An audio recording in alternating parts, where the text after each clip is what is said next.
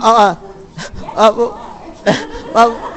well, what do you guys think of Big Top Turnabout? I think it holds up remarkably well. I think it's probably better on a second playthrough of the game. I think it's a fine case on its own.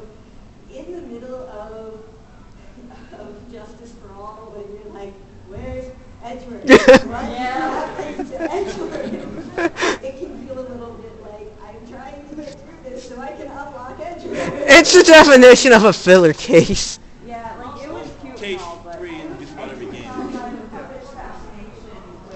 yeah, I couldn't watch that without the yeah, I was really creeped out by that. That's like, Yeah. it's not okay.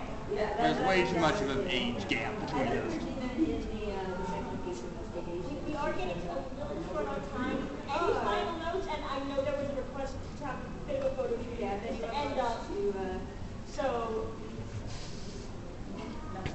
D- uh, any final notes or thoughts from anyone? can you enlarge that a bit? You also write a damage about my minutes, because that's what I found. Yes. Okay. Yep. All right, I'm the right person. We're good. And you're also ready to leave this panel on Sunday. Oh. I believe in you, Edward. I believe in you, me. So, you understand computers, right? Yeah. oh, speaking of long cases, how about that final case Investigations 1? Oh my goodness. With the ambassador.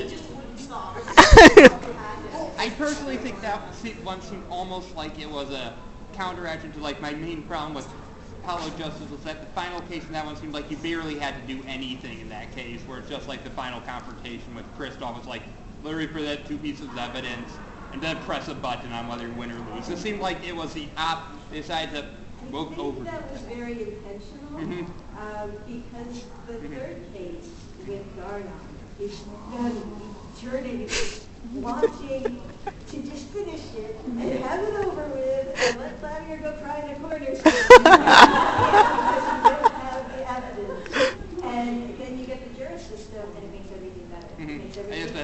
I think it was very intentional social commentary that the jury system. I understand it. It was kind of disappointing for a gameplay perspective, in that I felt like I didn't do anything. Yeah. Like it felt like they were just explaining the entire case to me instead of having me figure it out. I can definitely see that, but I do think it had a very intentional purpose to it. I understand.